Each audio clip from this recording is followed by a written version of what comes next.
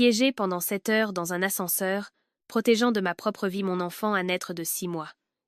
J'ai fini par perdre connaissance par manque d'oxygène. Quand les portes se sont enfin ouvertes, mon mari, lieutenant des sapeurs-pompiers de Paris, a pris dans ses bras son ex-petite amie terrifiée et l'a fait sortir en premier. Peu après, lorsqu'un jeune pompier lui a remis mon alliance avec mon dernier message, il s'est effondré au sol. Au moment où ils ont forcé les portes de l'ascenseur, mon oxygène était presque entièrement épuisé. J'entendais à peine, mais mes mains serraient encore désespérément mon ventre arrondi. Quand Antoine a fait irruption, j'ai cru qu'il me chercherait en premier. Au lieu de cela, il est passé devant moi et a soulevé Véronique, qui tremblait et pleurait dans un coin. « Véronique, tout va bien, je suis là. » Sa voix était rauque de désespoir, comme arrachée de sa poitrine.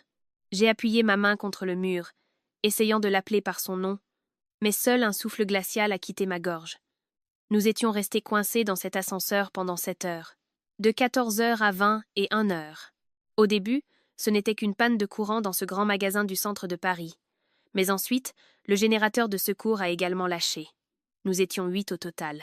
Un homme âgé, un petit garçon, 2 adolescentes, un coursier, Véronique et moi. J'étais enceinte, mais j'étais la seule à avoir des connaissances en premier secours, héritage de mon passé d'infirmière aux urgences. J'ai réorganisé la place de tout le monde. J'ai fait asseoir l'homme âgé près de la fente de la porte, le petit garçon tout au fond. J'ai demandé aux filles de se relayer pour éventer l'air. Le coursier, lui, éclairait avec la lampe de poche de son téléphone. J'ai déchiré des pages d'un petit carnet que j'avais dans mon sac et j'ai noté les symptômes de chacun et l'heure. Au début, Véronique était silencieuse. Elle était assise à côté de moi, blême. Ses doigts tremblaient sans arrêt. Elle a dit qu'elle avait peur du noir. Elle a dit qu'elle ne pouvait plus respirer. Et elle a dit qu'elle aimerait qu'Antoine soit là. Je n'ai pas répondu à cette dernière phrase, je lui ai simplement donné ma demi-bouteille d'eau. Plus tard, la ventilation s'est considérablement détériorée. Le petit garçon pleurait de manière inconsolable, et l'homme âgé a commencé à se plaindre de douleurs à la poitrine.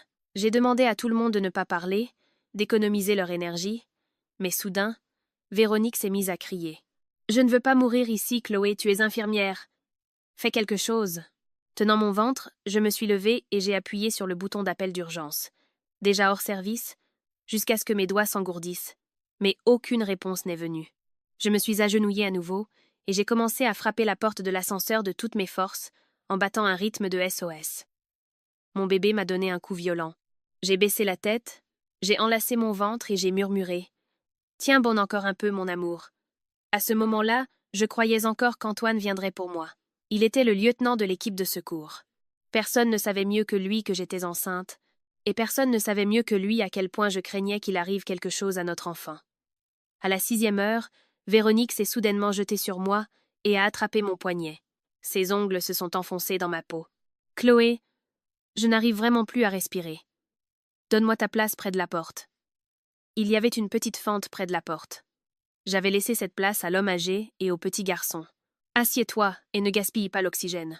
Nous souffrons tous. » Lui ai-je dit. Elle s'est mise à pleurer encore plus fort. « Tu me détestes parce que je suis revenue dans la vie d'Antoine. Tu veux me voir mourir, n'est-ce pas ?» Tout le monde dans l'ascenseur m'a regardée. Je ne me suis pas défendue. J'ai simplement, lentement, retiré sa main de la mienne. J'ai mis mon manteau sur le garçon et j'ai rapproché un peu l'homme âgé de la fente. « Véronique, si tu as l'énergie de pleurer maintenant, cela signifie que tu n'es pas dans le pire état. Les lèvres de ce monsieur deviennent bleues et l'enfant transpire abondamment. Ils ont plus besoin d'air que toi. » Elle est restée sans voix. La seconde suivante, elle a porté la main à sa poitrine et s'est effondrée. À ce moment-là, ma propre vision commençait à se brouiller. Je savais que son évanouissement était pour moitié une véritable panique, mais pour l'autre moitié, une pure comédie pour me forcer à céder. Cependant, je ne pouvais pas prendre de risque. Avec l'aide de Thomas, le coursier, nous l'avons allongé sur le sol. J'ai vérifié sa respiration et fouillé son sac à la recherche de médicaments. Sur la boîte, il y avait marqué Xanax. Ce n'était pas un inhalateur pour l'asthme. J'ai rejeté les comprimés. « Si tu n'as pas d'asthme, ne crie plus, n'effraie pas les autres, » lui ai-je dit doucement. Elle m'a regardé avec des yeux larmoyants, et dans son regard, il y avait une haine indubitable. À la 7e heure, mes oreilles ont commencé à bourdonner. Les mouvements du bébé devenaient de plus en plus faibles. J'ai rassemblé mes dernières forces et j'ai noté l'état de chacun dans mon carnet. Homme âgé, hypoxie. Garçon, forte fièvre. Véronique, crise de panique. Coursier, égratignure au bras. Femme enceinte, Chloé Moreau, mouvement fœtaux diminué. Après avoir écrit la dernière ligne, j'ai retiré mon alliance. Antoine avait lui-même glissé cette bague à mon doigt. Le jour de notre mariage, il m'avait dit « Ma chérie, je dois répondre à de nombreuses alertes. Je ne serai peu, être pas toujours à la maison. Mais je te promets une chose. Quand tu auras besoin de moi, je serai le premier à accourir vers toi. » À l'époque, je l'avais cru. Jusqu'à ce que je sois enceinte de 6 mois. Il a manqué 3 échographies et j'ai trouvé des excuses pour lui. Quand Véronique est rentrée de Londres et qu'il est allé la chercher à l'aéroport au milieu de la nuit, je me suis convaincue qu'ils n'étaient que de vieux amis. Même aujourd'hui, coincé dans cet ascenseur, mon premier réflexe a été de me dire qu'il viendrait me sauver. Mais quand les portes sont ouvertes, il a pris Véronique dans ses bras et est parti. Il ne m'a même pas regardé. Une lumière aveuglante a inondé l'espace de l'extérieur. Des secouristes se sont précipités avec des brancards et des bouteilles d'oxygène. J'ai vu Antoine s'éloigner en courant. Véronique avait ses bras enroulés autour de son cou, son visage enfoui dans son épaule. Elle a jeté un regard en arrière vers moi. Son regard était léger, presque triomphant. J'ai senti mon esprit se vider, et l'alliance a failli glisser de mes doigts. Marc, un jeune pompier, s'est agenouillé devant moi. « Madame, madame, ça va ?» Je l'ai regardé et j'ai lentement placé la bague dans sa main. « Donnez-la à Antoine. » Marc était stupéfait. J'ai rassemblé mon dernier souffle et j'ai dit « Dites-lui que mon bébé et moi ne l'attendrons plus. » Après ces mots, je suis tombée en arrière.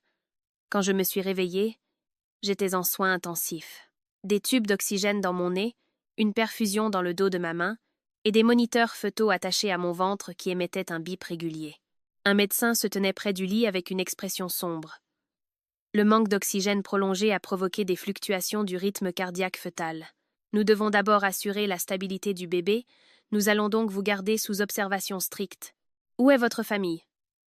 Votre mari est allé au service de traumatologie avec une autre patiente et n'est pas encore revenu. Le médecin s'est tu, mais même s'il ne l'a pas dit, son regard disait tout.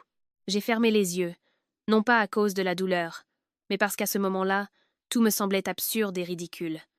J'étais la femme d'Antoine depuis 3 ans. Je savais que son travail était dangereux, qu'il pouvait être appelé en intervention à tout moment, et qu'il y avait dans son cœur une vieille blessure appelée Véronique. C'est pour lui que je prenais soin de sa mère exigeante. C'est pour lui que j'organisais les listes de soutien familial pour sa caserne. Depuis que j'étais tombée enceinte, j'allais seule aux examens, je faisais la queue seule, je payais les consultations seule et je rentrais seule en voiture, traînant ma fatigue. Je pensais que le mariage était une question de compréhension mutuelle. Mais le résultat de toute cette compréhension fut qu'il a décidé qu'il n'aurait jamais à me faire passer en premier. Une demi-heure plus tard, j'ai entendu des pas précipités devant la chambre. Antoine était enfin de retour. Sa voix était tendue. « Où est Marc ? Tu gardais la porte ?» Marc n'a pas répondu immédiatement. J'ai entendu le léger cliquetis d'un objet métallique tombant dans une paume. C'était le son de la fin de mon mariage. « Mon lieutenant, » dit Marc. « C'est votre femme qui m'a demandé de vous donner ça. » Le souffle d'Antoine s'est coupé. Marc a continué. Elle a dit qu'elle et son enfant ne vous attendraient plus. Un silence de mort s'est installé de l'autre côté de la porte. La seconde suivante, la voix d'Antoine a complètement changé. Où est-elle ? Où est Chloé ? Comment va-t-elle ? J'ai ouvert les yeux et j'ai fixé les plafonniers blancs et froids. L'infirmière a jeté un œil pour demander si elle devait le laisser entrer. J'ai lentement secoué la tête. Je ne veux pas le voir. L'infirmière a hoché la tête et a fermé la porte. Au moment où le loquet a cliqué, j'ai entendu Antoine crier mon nom depuis le couloir. Je n'ai pas répondu. J'ai posé ma main sur mon ventre, où un pouls faible mais régulier battait encore, et j'ai parlé à mon bébé. À partir d'aujourd'hui, maman a fini de l'attendre. Antoine est resté toute la nuit devant la porte de ma chambre d'hôpital. L'infirmière a dit que lorsqu'elle est sortie pour changer ma poche de perfusion, il n'était pas assis et ne buvait pas d'eau. Il fixait juste le couloir. Votre mari s'inquiète beaucoup pour vous. J'ai ignoré la remarque. Une inquiétude tardive est comme un médicament périmé. Peu importe la quantité que vous en prenez, elle ne sauvera pas une vie. À 7 heures du matin, le médecin est venu pour sa visite, a jeté un œil à mon dossier et a froncé les sourcils. La nuit dernière, le rythme cardiaque fœtal a dangereusement fluctué. Heureusement, les premiers soins sont arrivés juste à temps. Mais maintenant, vous avez besoin d'un repos alité absolu. Aucune surcharge émotionnelle. J'ai hoché la tête. Le médecin m'a regardé du coin de l'œil et a adouci sa voix. En tant qu'ancienne infirmière des urgences, vous connaissez les risques du manque d'oxygène pendant la grossesse. Ne vous surmenez plus. J'ai réussi à esquisser un sourire fatigué. Si je ne m'étais pas surmenée, l'homme âgé et le petit garçon qui était avec moi n'auraient pas survécu jusqu'à l'ouverture des portes. Le médecin est resté silencieux, griffonnant quelques instructions sur le dossier. Assurer le bien, être du fœtus, observation, éviter le stress. Pendant que l'infirmière m'apportait de l'eau, on a frappé 3 fois à la porte, un motif doux et familier. « Chloé, c'est moi ?» dit Antoine de l'extérieur. Mes doigts se sont raidis. L'infirmière m'a regardé, et j'ai dit « N'ouvrez pas ». Il y eut un silence de quelques secondes à l'extérieur. Puis Antoine a repris la parole. « Je sais que tu es réveillée. Je veux juste voir ton visage, le tien et celui du bébé. » Je regardais le graphique saccadé du moniteur fœtal à côté de mon lit. Ces lignes irrégulières ressemblaient exactement à la force que j'avais lentement épuisée la nuit dernière dans l'ascenseur. « Antoine ?» dis-je à voix haute. « Si tu es si impatient de me voir maintenant, c'est sûrement parce que tu t'es déjà assuré que Véronique va bien. » Aucun son ne vint de l'autre côté. Je savais que mes paroles avaient atteint leur cible. Finalement, Antoine a parlé. Véronique était terrorisée. Elle souffre de TSPT. J'avais peur qu'elle fasse une autre crise de panique. J'ai tourné mon visage vers la porte froide. Donc ma grossesse de 6 mois n'était pas aussi importante que sa peur. Sa voix devint désespérée. « Ce n'est pas ça, Chloé, s'il te plaît, calme-toi. » Quand je suis entrée dans l'ascenseur, la première chose que j'ai vue, c'était l'allonger par terre, criant mon nom. « Je pensais que tu tiendrais plus longtemps. Tu es une infirmière des urgences. Tu es plus forte qu'elle. » Cette phrase m'a fait rire, même si le rire me faisait mal à la poitrine. Alors c'était ça. Être forte n'est pas une raison pour qu'on prenne soin de vous. C'était l'excuse parfaite pour me laisser en dernier. « Antoine, dis-je. Je ne suis pas le dernier élément de ton kit d'urgence sur ta liste de priorités, ni un outil pour décider qui doit être sauvé en premier. Je suis ta femme et la mère de ton enfant. » Un bruit sourd s'est fait entendre dans le couloir, comme s'il s'était lourdement appuyé contre le mur. C'était ma faute. Laisse-moi t'expliquer en personne. J'ai fermé les yeux. Garde tes explications pour le rapport d'incident officiel. Et tes excuses pour toi-même. Je ne veux pas te voir. Un autre long silence. Soudain, la poignée a tourné de l'extérieur, mais l'infirmière s'est immédiatement interposée. « Monsieur, la patiente ne reçoit pas de visite. Vous ne pouvez pas entrer de force. » Antoine a lâché la poignée, mais sa voix s'est approfondie d'une octave. « Chloé, n'utilise pas notre enfant pour me menacer. » Mes yeux se sont écarquillés. Hier soir, quand je frappais à la porte de l'ascenseur en tenant mon ventre, où était-il? Quand mon bébé a cessé de bouger et que je me suis évanouie par manque d'oxygène, qui portait-il dans ses bras? Et maintenant, debout devant ma porte, il ose dire que j'utilise mon enfant pour le menacer. Je me suis assise en agrippant le bord du lit. L'infirmière a essayé de m'arrêter, mais j'ai attrapé mon téléphone et j'ai appelé Sophie, ma colocataire d'université, et une avocate impitoyable spécialisée dans les divorces. Elle a répondu d'une voix endormie. « Chloé, que se passe-t-il si tôt? Tu avais un examen aujourd'hui? » « Sophie, j'ai besoin que tu prépares les papiers du divorce. Je suis à l'hôpital Saint-Antoine, en unité de soins intensifs néonatal. » Antoine est devant la porte. Sophie s'est arrêtée pendant une seconde exactement. « J'arrive. » Ne signe rien. Garde tous les rapports médicaux, les factures et les notes sur l'incident, et ne reste pas seul avec lui. J'ai raccroché. De l'autre côté de la porte, Antoine avait tout entendu clairement. Sa voix était frénétique. « Chloé, tu es sérieuse? Hier soir, quand ces portes d'ascenseur se sont ouvertes, tu étais aussi assez sérieux, n'est-ce pas? » Cette phrase a semblé l'étouffer. Il n'a pas reparlé pendant un long moment. À 10 heures du matin, Véronique est arrivée. Je l'ai entendue pleurer doucement dans le couloir. « Antoine, tout est de ma faute. Chloé doit être en colère contre moi. » « Si je n'avais pas eu si peur, tu ne m'aurais pas sorti en premier. »« Ce n'est pas ta faute, » dit-il. Combien de fois avais-je entendu cette phrase? Le jour où Véronique est revenue de Londres, elle l'a appelé à 23 heures, en pleurant parce qu'elle avait perdu ses bagages et avait peur d'être seule à Roissy-Charles de Gaulle. Il a laissé le bœuf bourguignon que ma mère avait préparé pour mes envies de femme enceinte, à moitié mangé, et est parti à l'aéroport. Quand je lui ai demandé pourquoi il ne lui avait pas dit d'aller voir la sécurité de l'aéroport ou le service client, il a répondu « Ce n'est pas sa faute. Elle a vécu à l'étranger pendant des années, et se sent en insécurité. Quand Véronique a eu des maux de ventre, il a manqué ma première échographie 3D. Quand il est revenu et que je lui ai montré la photo du bébé, il m'a interrompu. Essaye de comprendre, c'était une urgence, ce n'est pas sa faute. Quand Véronique a emménagé dans notre quartier, il a installé ses rideaux, réparé sa plomberie et lui a apporté ses médicaments. Quand je lui ai dit qu'elle comptait trop sur lui, il a répondu « Ma chérie, ce n'est pas sa faute. Je lui dois la vie. » Cette prétendue dette de vie était une corde invisible qui avait étranglé mon mariage pendant 3 ans, mais je n'allais pas la laisser m'étrangler plus longtemps. On a de nouveau frappé à la porte. Cette fois, c'était Véronique. Sa voix était fine et tremblante. « Chloé, je peux entrer ?» Avant que je puisse répondre, elle avait déjà ouvert la porte. Antoine est entré derrière elle, le front plissé, mais il ne l'a pas arrêtée. Quand l'infirmière a essayé de la faire sortir, Véronique a commencé à pleurer. Ses yeux étaient injectés de sang. Elle portait une blouse d'hôpital et un petit pansement sur le front. Même si elle n'avait eu qu'une petite égratignure la nuit dernière, elle avait l'air de s'être échappée d'une zone de guerre. Elle se tenait au pied de mon lit, les mains jointes. Je ne l'ai vraiment pas fait exprès. Je ne lui ai pas demandé de me sortir en premier. J'avais juste si peur. Je pensais que j'allais mourir. Je l'ai regardé froidement. Le médecin ne t'a pas dit avant d'entrer que je ne devais subir aucun stress émotionnel ? Véronique a dit en pleurant « Il s'inquiète juste pour toi. » J'ai ri. « Oh, alors parce qu'il s'inquiète pour moi ? Il fait irruption sans permission dans une unité de soins intensifs néonatales. Et parce que tu t'inquiètes tellement pour moi, tu viens avec lui ?»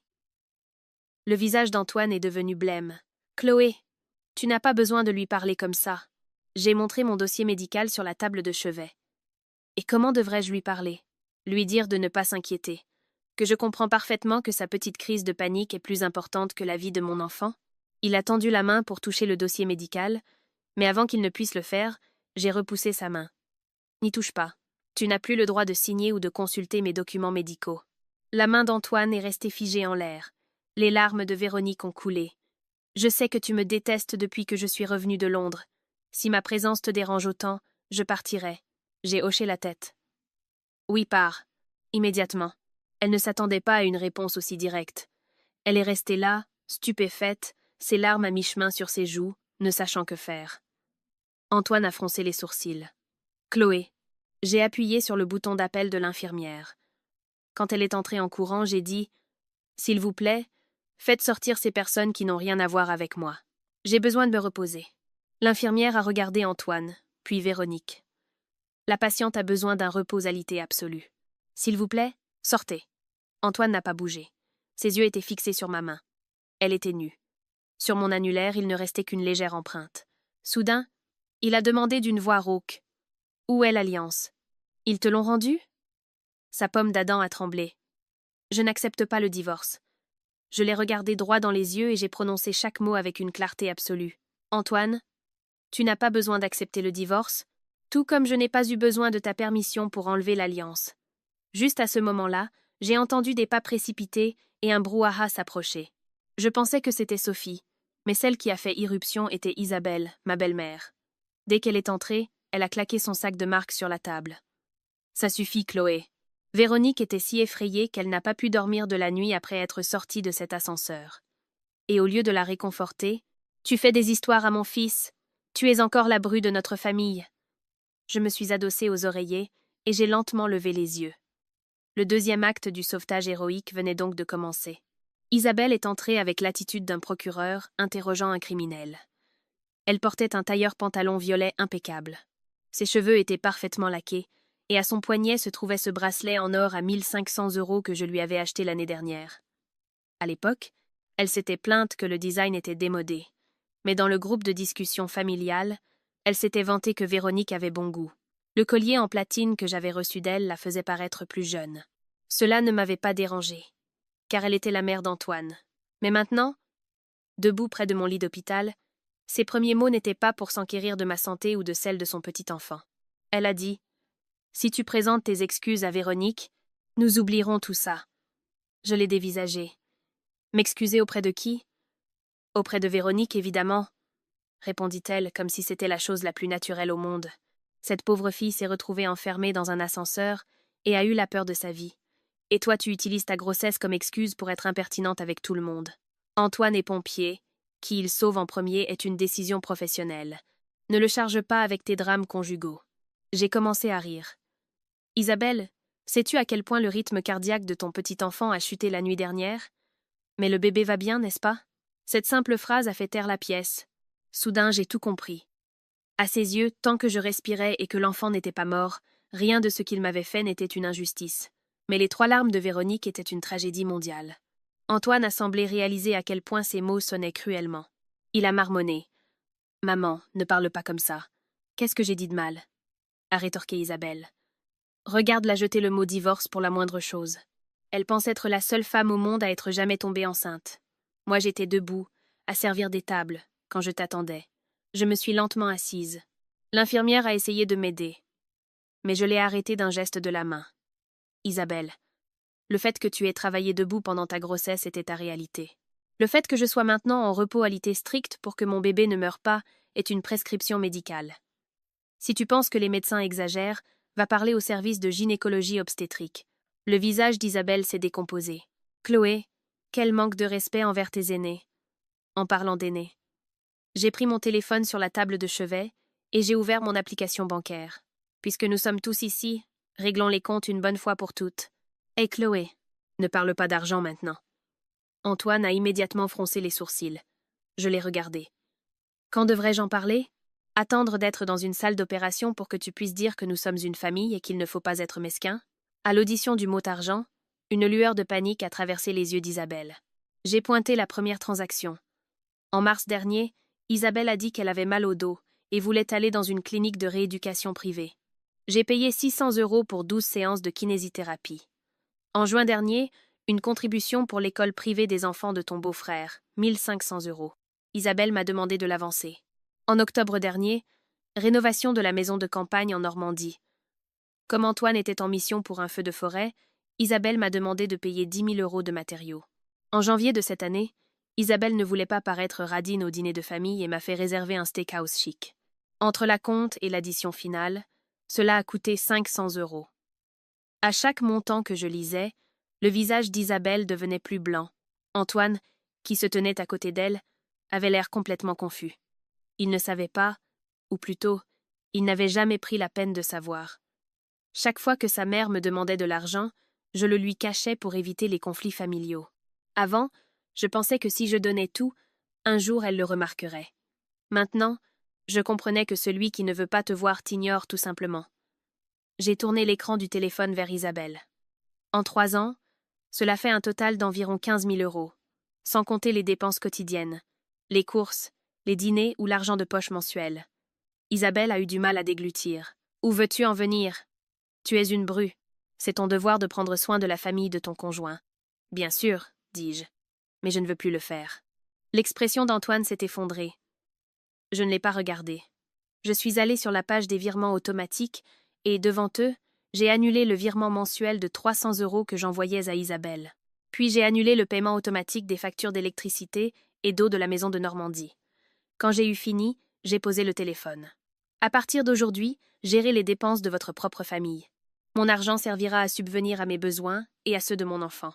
Je n'ai plus d'argent superflu pour nourrir des gens qui ne nous traitent pas comme des êtres humains. Isabelle est devenue pâle de rage. Comment oses-tu? Je l'ai regardée dans les yeux. Je viens de le faire. Véronique s'est soudainement appuyée contre le cadre de la porte, murmurant « Antoine, j'ai des vertiges. » Antoine, presque par pur instinct, a tendu la main pour la soutenir. Un mouvement si rapide qu'il semblait gravé dans ses os. En voyant cette main, mon cœur s'est complètement glacé. C'est à ce moment précis que Sophie est entrée. Elle portait un élégant trench-coat noir et tenait une enveloppe Kraft à la main. Ses yeux ont balayé le visage de chacun avant de se poser sur moi. « Chloé, j'ai apporté les papiers du divorce. » Antoine lui a lancé un regard féroce. « Sophie, reste en dehors de nos affaires de famille. » Sophie a souri froidement. « Monsieur Dubois, je suis la représentante légale de Chloé Moreau. Je vous conseille de peser vos mots avec précaution. Je prends des notes. » Isabelle, indignée, a frappé sur la table. « Une avocate? Chloé, tu veux vraiment divorcer? Tu portes un Dubois dans ton ventre. Où iras-tu si tu divorces? » J'ai tendu la main et j'ai pris l'enveloppe. « L'enfant est le mien, et où je vais n'est plus ton problème. » Antoine s'est avancé et a baissé la voix. « Chloé, Veux-tu vraiment pousser les choses à l'extrême? J'ai levé les yeux vers lui. Antoine, n'est-ce pas toi qui nous as poussés à l'extrême au moment où tu as pris Véronique dans tes bras et que tu es parti? Véronique a éclaté en sanglots. Chloé, tu penses que je t'ai volé Antoine, n'est-ce pas? Mais je te jure que ce n'est pas le cas. Dans l'ascenseur, je voulais juste t'aider. Mais tu ne m'as pas laissé m'approcher de la fente d'aération, en disant « Je ne suis pas malade ». Je l'ai dévisagé. Tu veux vraiment parler de ce qui s'est passé dans l'ascenseur maintenant? Pendant une seconde, elle est restée sans voix. Antoine a froncé les sourcils. Qu'est-ce que tu veux dire? Avant que je puisse répondre, la voix de Marc a résonné dans le couloir. Mon lieutenant Dubois, nous venons de recevoir les témoignages officiels des autres civils coincés dans l'ascenseur. Marc tenait un mince dossier à la main. Remarquant la tension dans la pièce, il s'est arrêté sur place. Isabelle fut la première à se jeter dessus. Parfait. Écoutons tous. Voyons voir quel drame Chloé a provoqué là, dedans.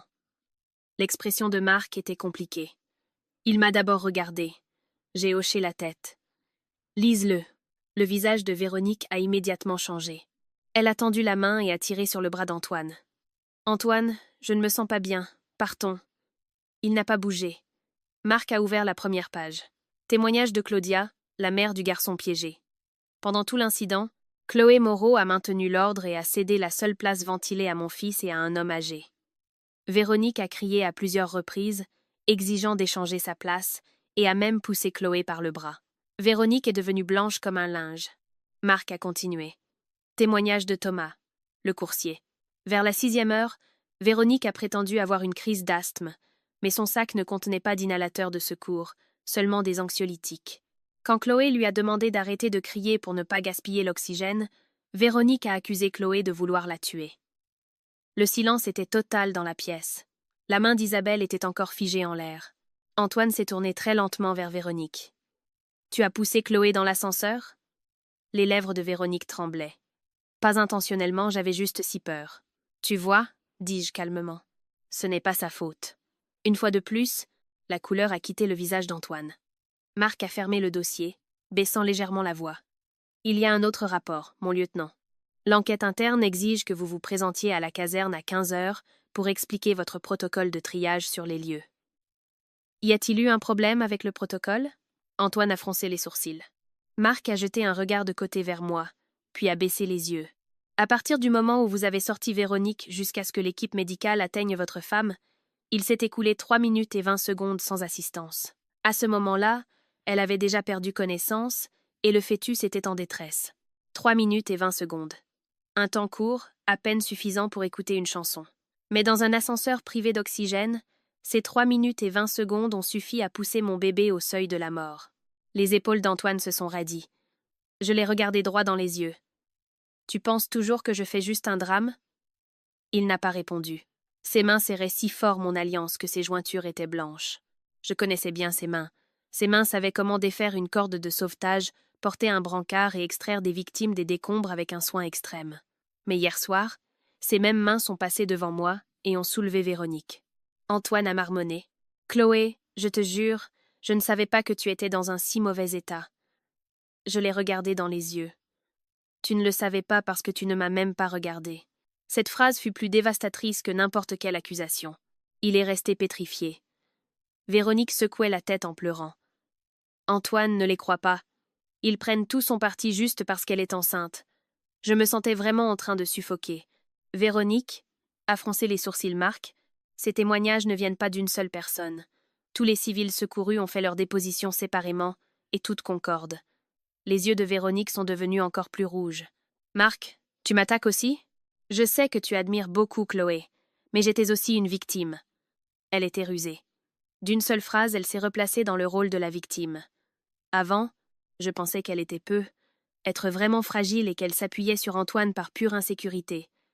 Mais hier soir, dans l'ascenseur, je l'ai vue clairement pour la première fois.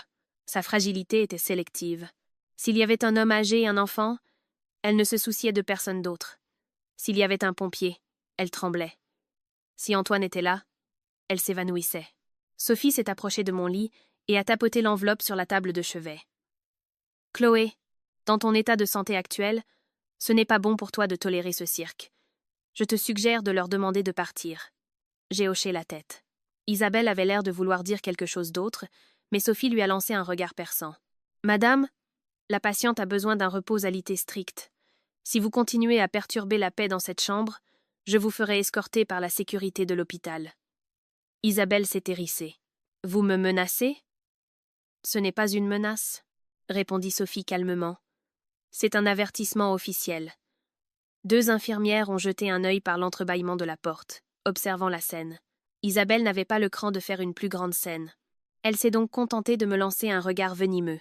« Chloé, tu vas le regretter. La vie d'une femme divorcée avec un enfant à charge est un enfer. Si je ne divorce pas maintenant, mon enfant et moi brûlerons en enfer. » ai-je répondu calmement. Cette fois, Isabelle n'a pas eu de réplique. Marc a dit à Antoine qu'il devait retourner à la caserne pour le débriefing. Avant de partir, Antoine s'est tenu à la porte et m'a longuement regardé. « Chloé, nous parlerons à mon retour. » J'ai fermé les yeux. « Nous n'avons rien à nous dire. Nous parlerons par l'intermédiaire de l'accord de divorce. » Lorsque la porte s'est enfin refermée, mon dos, qui était resté raide, s'est effondré. Sophie m'a soutenue. « Tu as mal ? » ?»« Non. » J'ai secoué la tête, juste épuisée. Elle m'a donné un verre d'eau tiède. « Tu aurais dû en avoir assez depuis longtemps. » J'ai souri faiblement, mais soudain, des larmes se sont mises à couler. Je ne pleurais pas parce qu'Antoine me manquait. Je pleurais parce que j'avais pitié de la Chloé de la nuit dernière. Pour être honnête, les 7 heures que j'ai passées coincées dans l'ascenseur n'ont pas commencé quand le courant a été coupé.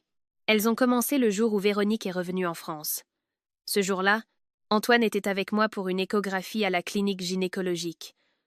Pendant que nous attendions, son téléphone a sonné. En voyant le nom de l'appelant, son expression a changé. « C'est qui ?» ai-je demandé. « Véronique, » dit-il. Je savais qui était Véronique. Son inoubliable premier amour. Ils avaient grandi ensemble. 10 ans plus tôt, ils avaient été piégés sous les décombres d'un bâtiment effondré lors d'une grave inondation. Antoine racontait toujours comment, au moment le plus critique, Véronique lui avait tenu la main et l'avait supplié de ne pas s'endormir. Il a parlé de cette dette de vie pendant une décennie. Véronique a fini par déménager à l'étranger, et il a longtemps été de mauvaise humeur. Quand je l'ai rencontré, il était déjà l'homme le plus froid et le plus rationnel de l'équipe de secours. Il parlait rarement du passé, mais quand il buvait trop, il marmonnait le nom de Véronique. Je le savais, mais à l'époque, je pensais que le passé n'était que le passé. Je pensais que si un homme voulait t'épouser et avoir des enfants avec toi, cela signifiait qu'il avait choisi le présent. J'ai réalisé bien plus tard que pour certains hommes, le mariage n'est pas un réveil d'un rêve. Ils trouvent juste une femme compréhensive pour gérer leur vie. Ce jour-là, Véronique pleurait au téléphone, disant qu'elle était perdue à Roissy-CDG et que ses bagages manquaient. Antoine a bondi de sa chaise. Je tenais notre numéro de passage dans ma main. « C'est bientôt notre tour, » lui ai-je dit. Il a répondu. « Chloé, Véronique vient d'atterrir et ne connaît plus personne ici. Va à l'examen seule. Je reviens tout de suite. » Il n'est pas revenu. Le technicien a imprimé la première image nette du petit visage de mon bébé. J'étais assise seule dans le couloir, fixant cette petite main sur le papier brillant. Je lui ai envoyé un SMS, auquel il a répondu. Véronique est très secouée. Je rentrerai plus tard. À partir de là, ces je rentrerai plus tard se sont multipliés. Quand Véronique cherchait un appartement, il rentrait plus tard. Quand Véronique était malade, il rentrait plus tard. Quand Véronique ne trouvait pas de travail, il rentrait plus tard. Quand je vomissais mes tripes à cause des nausées matinales, il disait que les exercices de sauvetage étaient extrêmement éprouvants. Quand j'avais des crampes dans les jambes la nuit, il disait que Véronique faisait des cauchemars et ne pouvait pas dormir seule. Je ne me suis jamais vraiment mise en colère. J'ai simplement noté chaque détail. Non pas pour tenir les comptes, mais parce qu'au centre de préparation à l'accouchement, la sage-femme m'avait demandé de tenir un journal de grossesse, émotionnel et de soutien familial. Elle disait que la grossesse ne devait pas être vécue seule. Le soutien du partenaire est essentiel. Du 1er mois au 6e, j'ai écrit dans ce journal. Antoine a manqué 12 examens médicaux et Véronique y est apparue 17 fois. Maintenant, ce carnet que je détestais regarder était devenu ma preuve la plus utile. Quand Sophie a feuilleté le journal, son froncement de sourcils s'est accentué. « Mon Dieu, tu as beaucoup enduré. » Adossé au lit, j'ai dit d'une voix faible. Avant, je pensais que, comme il est pompier, sauver les autres était son devoir. Je ne voulais pas rivaliser avec quelqu'un qui avait vraiment besoin d'aide. Mais Véronique n'était pas constamment en danger. Elle se mettait juste constamment dans des situations où il devait la sauver. Je n'ai rien dit d'autre, car c'était toute la vérité. Cet après-midi-là, Marc m'a envoyé un SMS. Il disait que l'audition avait conclu à une grave violation de protocole sur les lieux.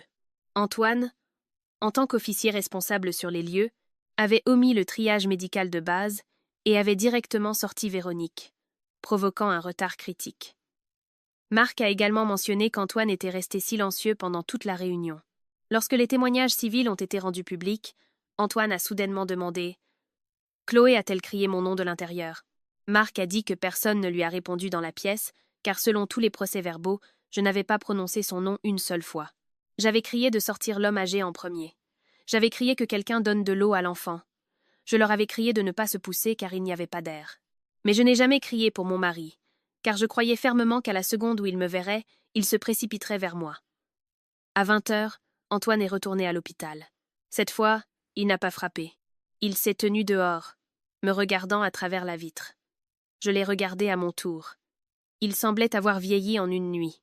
Il avait des cernes sombres et creusées sous les yeux, qui étaient complètement injectées de sang. Mon téléphone a vibré. C'était un SMS de sa part. « Chloé, j'ai lu tous les rapports. Je suis désolée. » J'ai fixé ces 2 mots et j'ai éteint mon téléphone. Je suis désolée prononcé avant une tragédie est humain, mais après que quelqu'un a été brisé, ce n'est qu'un écho inutile qui ne répare rien. J'ai passé 5 jours à l'hôpital. Pendant ces 5 jours, Antoine est venu tous les jours. Parfois, il apportait de la soupe, parfois des fruits, parfois des vêtements de bébé. Les infirmières prenaient tout. Il ne partait pas. Il restait juste assis sur les bancs au bout du couloir.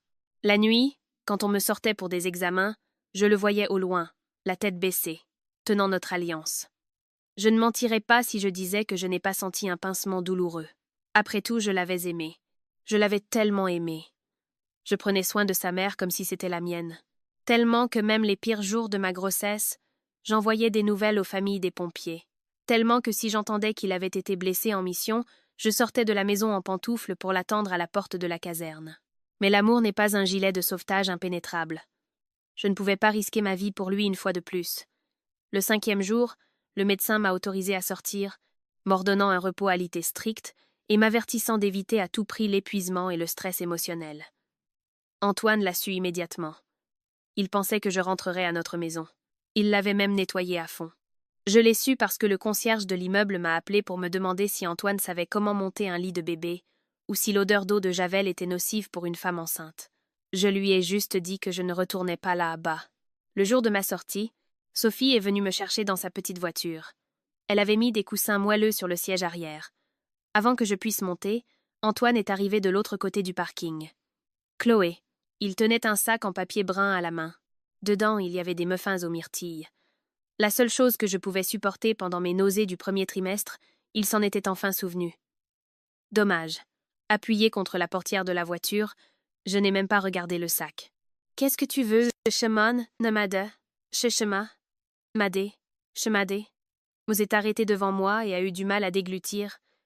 Je sais que tu ne veux pas retourner à la maison. Je partirai. Toi, emménage là-bas. C'est près de l'hôpital et tout est prêt. Ce n'est pas nécessaire, dis-je. J'ai déjà loué un appartement.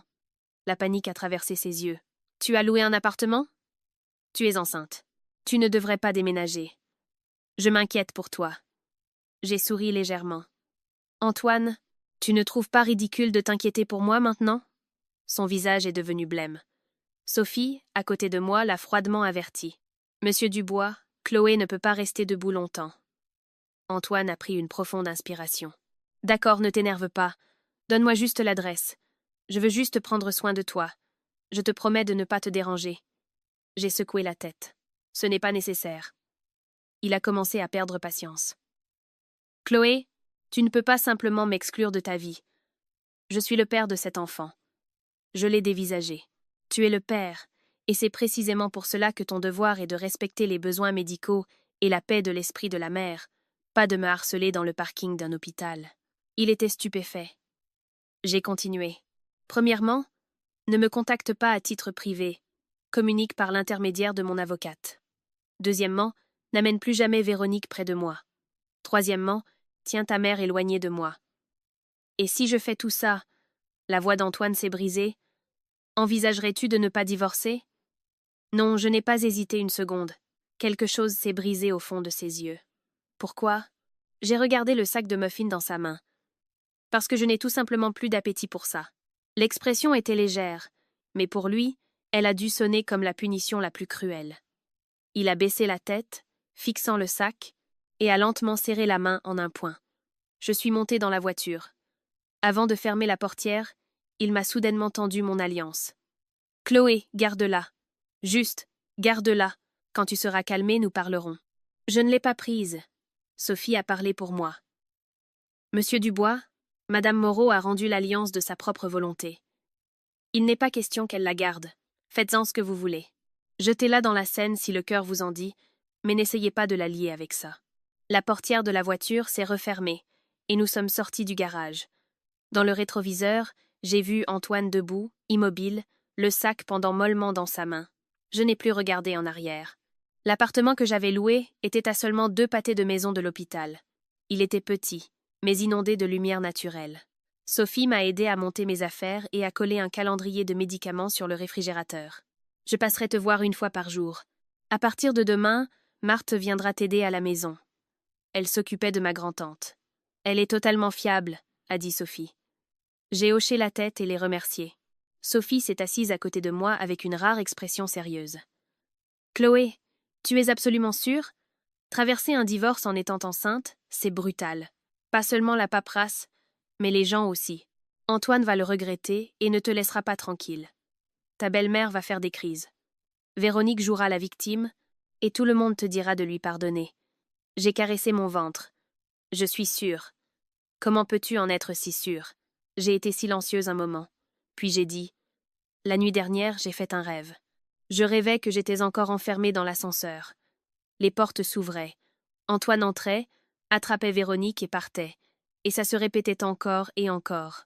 Je criais derrière lui jusqu'à en perdre la voix, mais il ne m'entendait jamais. Les mouvements de mon bébé s'estompaient lentement.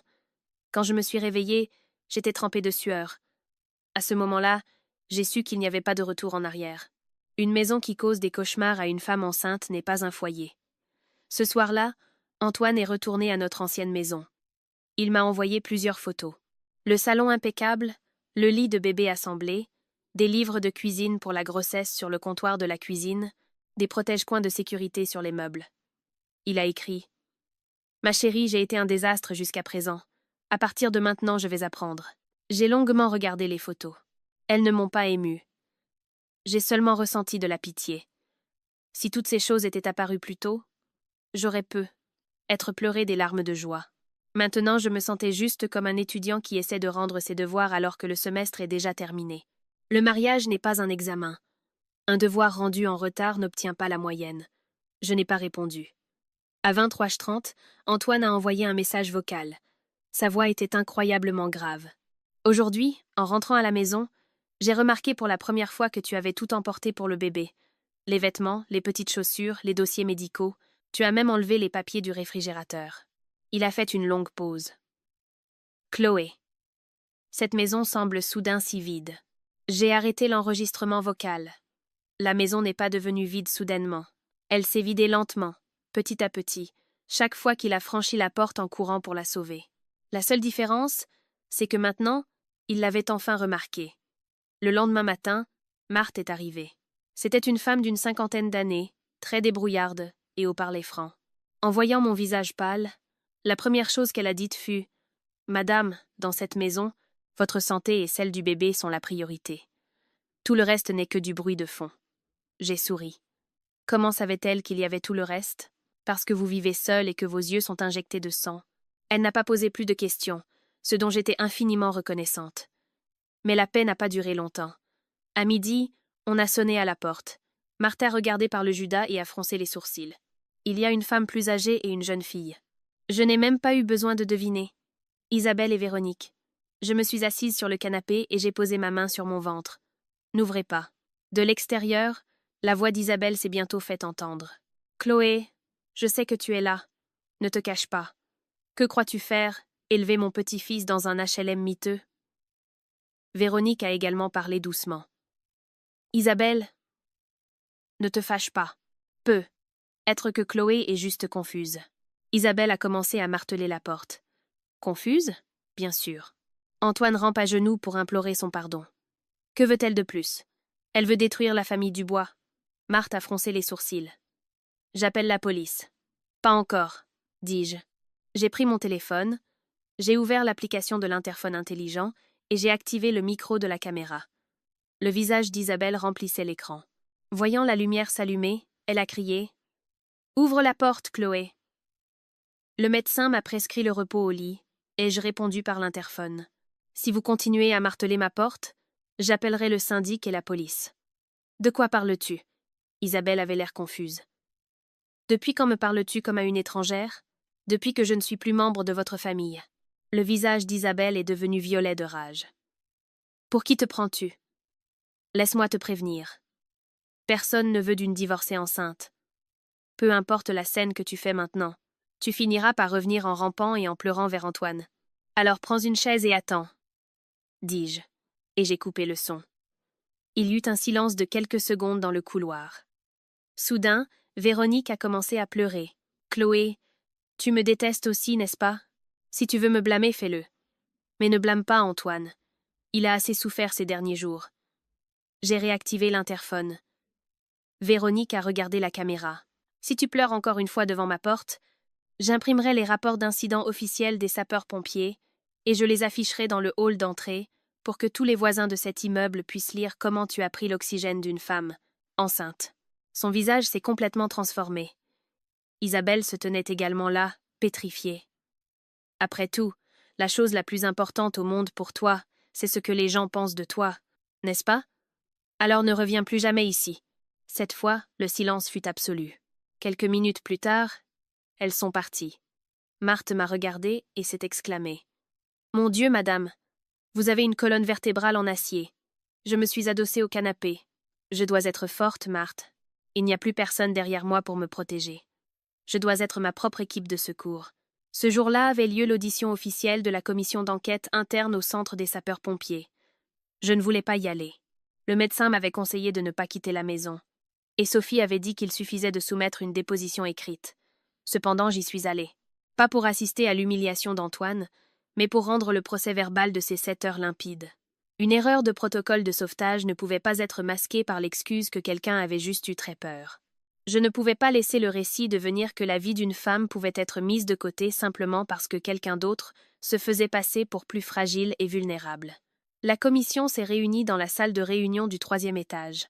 Quand je suis arrivée, il y avait déjà plus d'une douzaine de personnes assises. Le commandant, les enquêteurs de l'enquête interne, les secouristes, les membres de l'unité de pompiers et les représentants légaux du grand magasin. Antoine était assis au premier rang à gauche. En me voyant entrer, il a bondi comme un ressort. « Chloé, qu'est-ce que tu fais ici? Le médecin a dit que tu avais besoin de repos au lit. Je ne l'ai pas regardé. Je me suis assise avec l'aide de Sophie.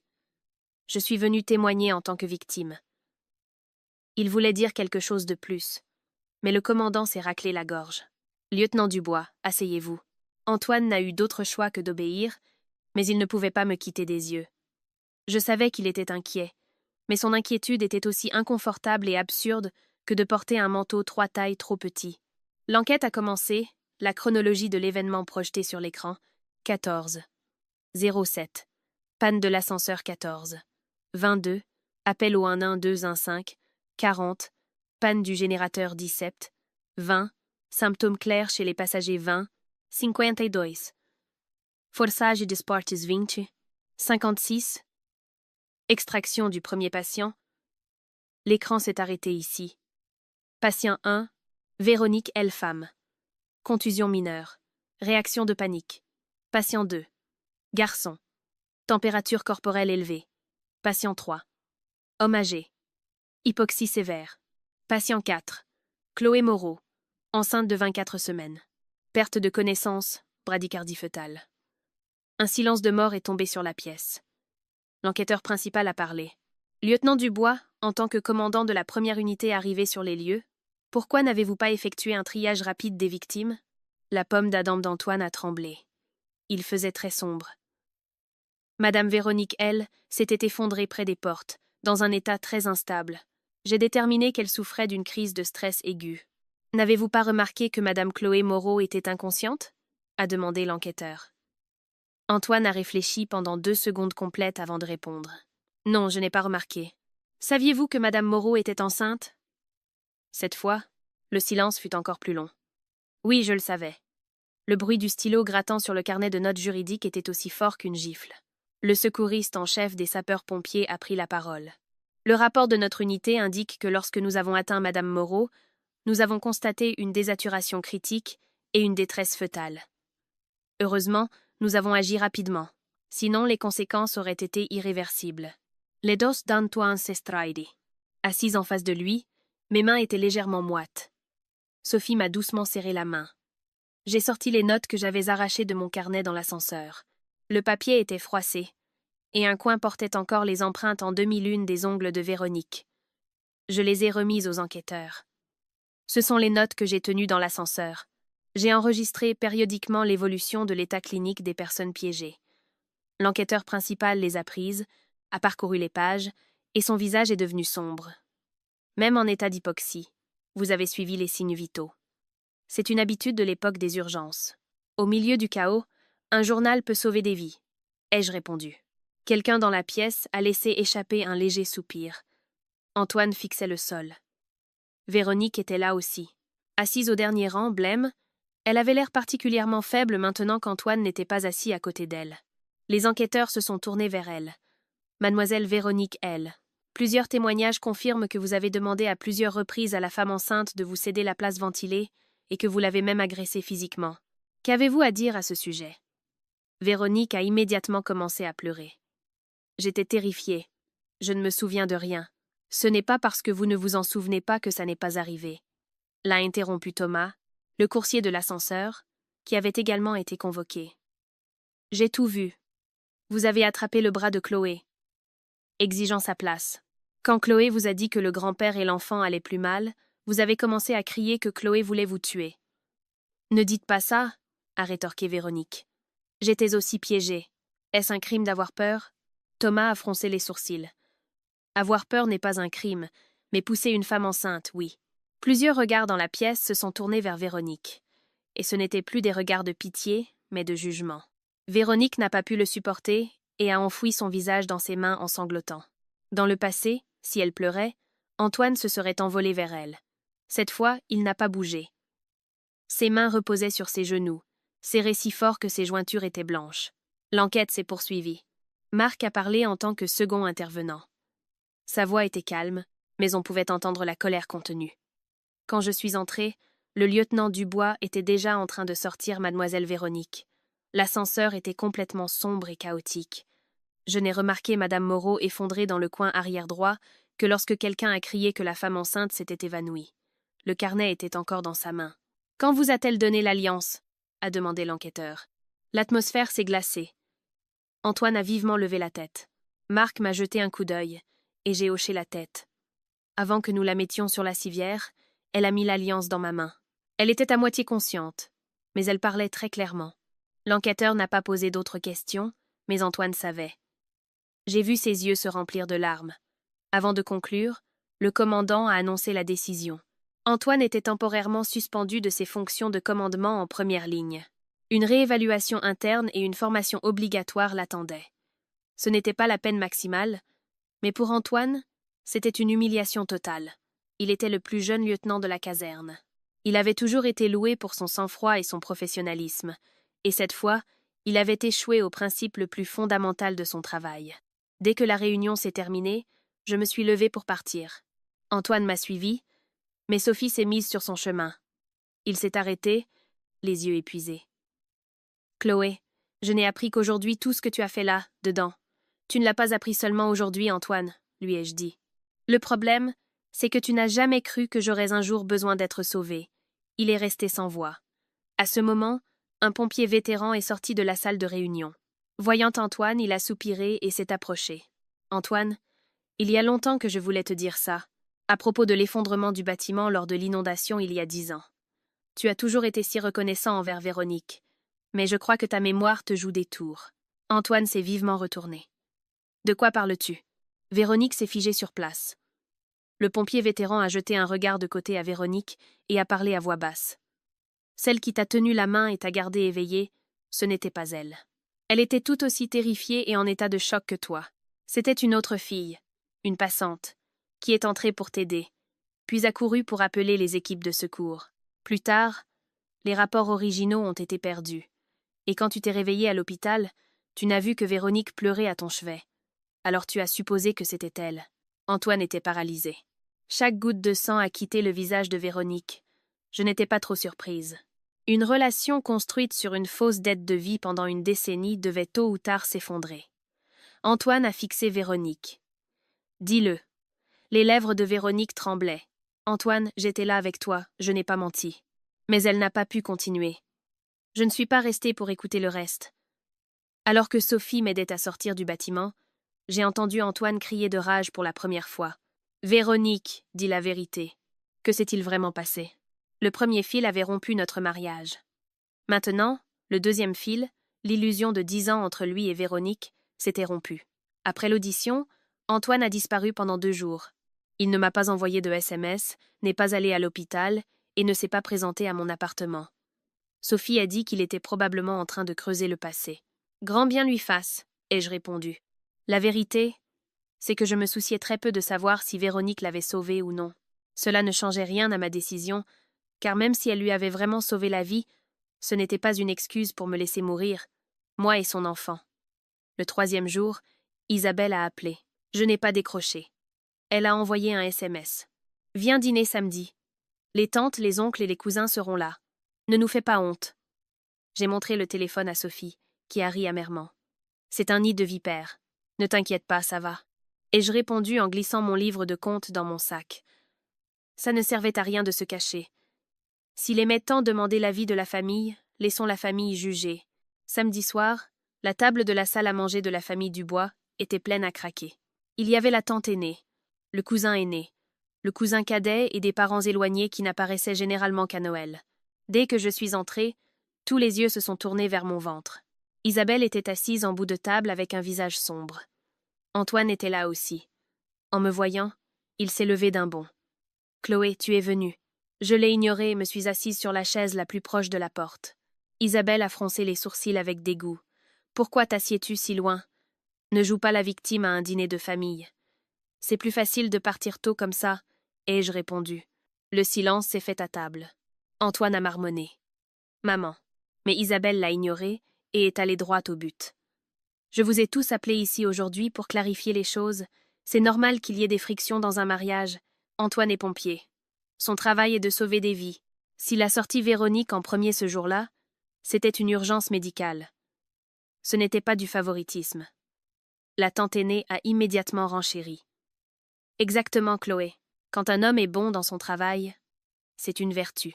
Tu attends son enfant, ne fais pas de scène avec des discours de divorce à ce stade. » L'oncle a ajouté. « D'ailleurs, Véronique et Antoine se connaissent depuis toujours. Elle est comme une petite sœur pour lui. Ne sois pas si jalouse. » J'ai pris une carafe d'eau, je me suis versé un verre et j'en ai bu une gorgée, sans me presser de répondre. Isabelle, me voyant rester silencieuse, a cru que j'étais intimidée et a élevé la voix. « Chloé, montre un peu de maturité devant la famille. Laisse tomber ces bêtises de divorce et tu devrais vraiment t'excuser auprès de Véronique pour l'avoir si maltraitée dans cet ascenseur. » Le visage d'Antoine a radicalement changé. « Assez. » Isabelle a frappé sur la table. « Assez de quoi? Elle porte un bébé Dubois. Elle doit savoir se comporter. Regarde comment elle met la maison sens dessus-dessous ces derniers jours. » J'ai posé mon verre d'eau. « Avez-vous terminé, famille Dubois? » Isabelle est devenue blême. Je les avais appelés famille Dubois parce que je n'avais plus l'intention d'être une bru. J'ai sorti le livre de contes de mon sac et je l'ai jeté au milieu de la table avec un bruit sourd. Tout le monde a sursauté. J'ai tourné à la première page. Puisque tous les parents sont ici aujourd'hui, passons en revue les finances des 3 dernières années. Isabelle a immédiatement paniqué. « Encore l'argent. Chloé, n'as-tu aucune honte? » « Je n'ai aucune raison d'avoir honte, » ai-je répondu. C'est bien plus honteux d'exiger des excuses après avoir vécu sur mon argent. La tante aînée a froncé les sourcils. « Chloé, ce n'est pas une façon de se comporter. La famille aide la famille. » Oui, et c'est exactement pour ça que j'ai aidé. J'ai poussé le livre vers le centre de la table. La clinique de rééducation privée de ma belle-mère, les frais de scolarité de l'école préparatoire de mon neveu, la rénovation de la maison de campagne, les dîners de famille coûteux, le prêt pour la voiture du cousin, les factures de service public quand la tante aînée n'arrivait pas à joindre les deux bouts. Tout est noté ici. Le cousin cadet est devenu blême. Chloé, pourquoi as-tu écrit tout ça? Parce que, je l'ai regardé d'un air mortellement sérieux, chaque centime sur ces pages a été gagné à la sueur de mon front, en faisant des gardes de 12 heures aux urgences. Un silence de mort s'est installé à table. Je suis enceinte de 24 semaines. Antoine m'a accompagnée chez le médecin exactement 2 fois. Une fois, il est parti au milieu parce que Véronique l'a appelé. L'autre fois, il m'a déposée à la porte de la clinique pour aller chercher Véronique parce qu'elle avait mal au ventre. Les 12 autres fois, j'y suis allée seule. Antoine est devenu blanc comme un cierge. J'ai sorti mon journal de grossesse. Voici le journal. Les médecins recommandent toujours que le père soit présent. Mais Antoine était trop occupé à sauver le monde et à jouer les babysitters pour Véronique. Isabelle a crié. Quel est le problème avec un homme qui travaille dur? Il n'y a aucun problème avec le travail acharné. Je l'ai regardé. Il n'y a même aucun problème à ce qu'il s'occupe de son ex-petite amie.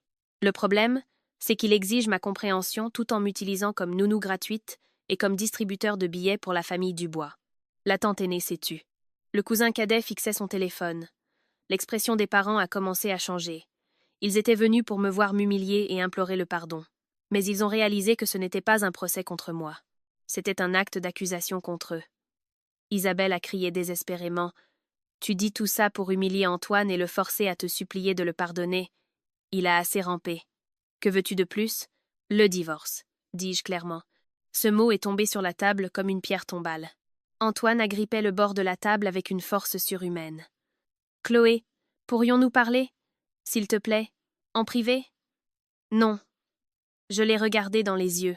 Pendant 3 ans, je t'ai parlé en privé, et le résultat, c'est que vous avez tous cru que j'étais une idiote sur laquelle vous pouviez marcher. Juste à ce moment-là, Véronique est arrivée. Elle a ouvert la porte, vêtue d'un pull blanc, les yeux rouges. « Désolée, Isabelle. Je suis si en retard. » Isabelle l'a regardée comme un canot de sauvetage. « Véronique, tu arrives juste à temps. Dis à tout le monde que ce jour-là, dans l'ascenseur, Antoine t'a sauvée parce que c'était une urgence, pas du favoritisme. » Véronique s'est tenue à la porte, laissant quelques larmes couler. « Tout est de ma faute. Si je n'existais pas, Chloé et Antoine ne seraient pas comme ça. Je jure que je partirai s'il le faut, tant que Chloé lui pardonne. » La performance était impeccable. Elle semblait céder, mais en réalité, elle me dépeignait comme la méchante qui refusait de pardonner à un mari repentant. Dans le passé, j'aurais pu être tremblée de rage.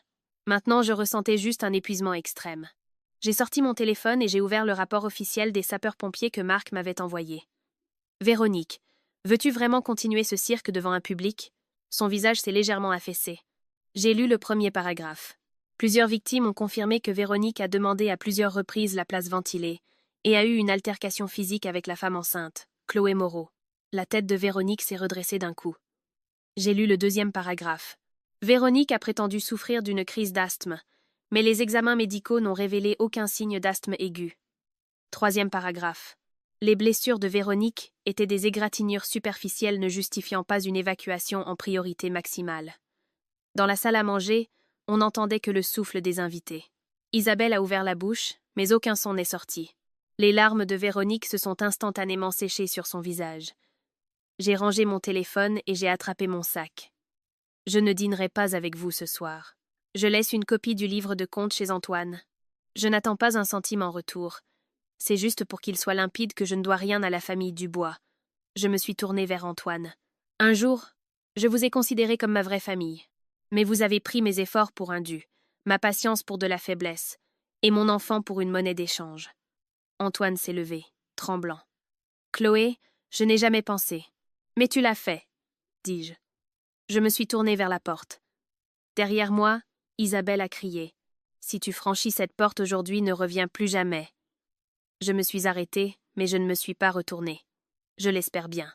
Avant que la porte ne se referme, j'ai entendu un parent marmonner. « Eh, être qu'on a vraiment dépassé les bornes avec elle. » C'était un murmure faible, mais il a sonné comme une gifle au visage d'Isabelle. Alors que je descendais dans la rue, mon téléphone a vibré. C'était un numéro inconnu. C'était une vieille photo d'un jeune Antoine et de Véronique devant un mémorial d'une équipe de secours.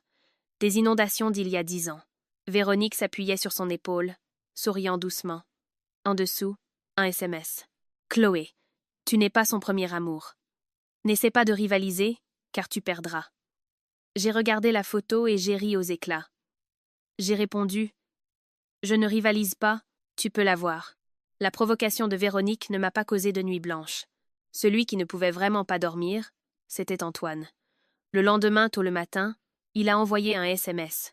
Chloé, j'ai fait des recherches sur les inondations. Ce n'est pas Véronique qui m'a sauvée. J'ai fixé l'écran un moment mais je n'ai pas répondu. Une demi-heure plus tard, il a envoyé la photo d'une vieille coupure de journal. Elle parlait du sauvetage de cette année-là. Antoine était sur un brancard, le visage blanc comme un linge. Véronique pleurait à côté de lui. Mais dans le coin de la photo, il y avait une autre fille avec une queue de cheval. Je ne l'ai pas reconnue. Antoine a écrit « Un pompier vétéran a déterré les journaux de bord. C'est la fille à la queue de cheval qui a couru chercher de l'aide. Véronique était piégée à côté de moi et ne pouvait rien faire. Pendant des années, elle m'a laissé croire que je lui devais la vie. J'ai éteint l'écran de mon téléphone. Sophie a demandé « Qu'est-ce que c'est ?»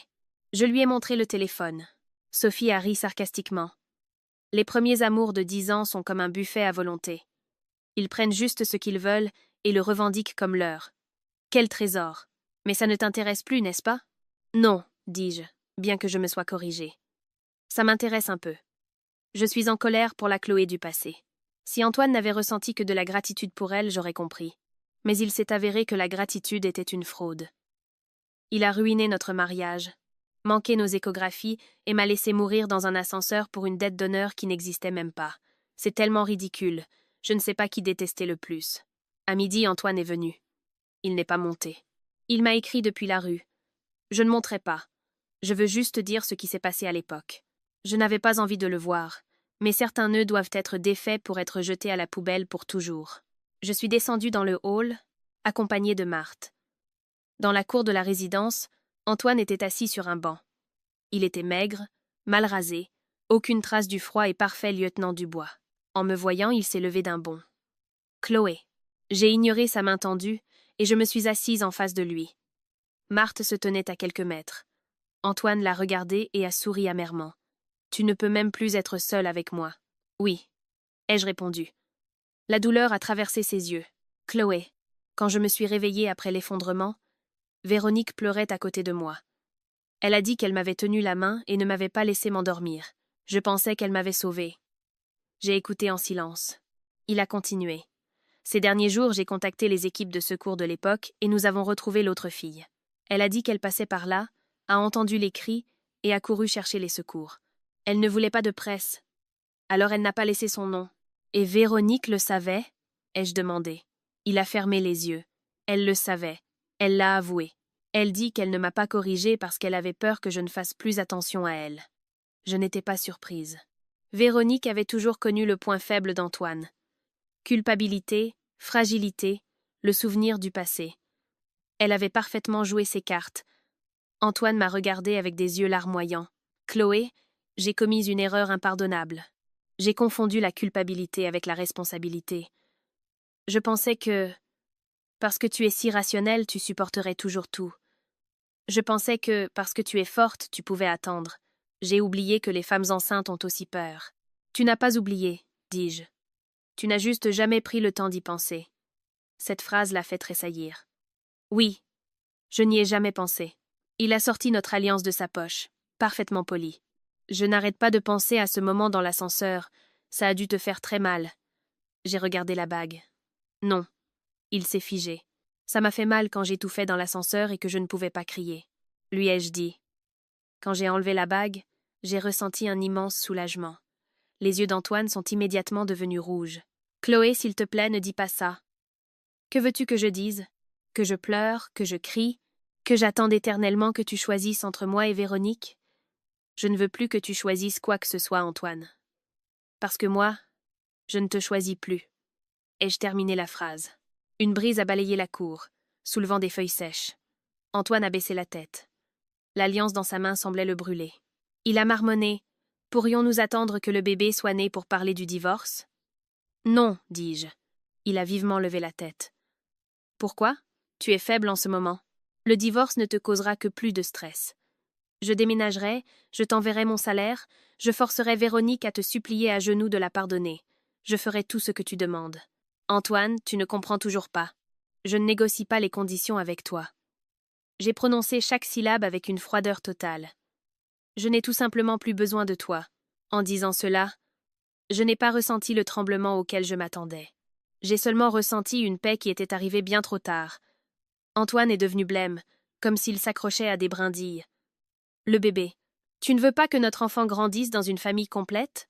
Je préfère qu'il grandisse dans une famille sûre plutôt que complète. J'ai caressé mon ventre. C'est beaucoup plus important. Juste à ce moment-là, mon téléphone a sonné. C'était ma collègue, Nora, de la clinique de maternité. Sa voix était paniquée. Chloé, Véronique est ici à la clinique. Elle te cherche. Elle pleure devant la salle de conférence.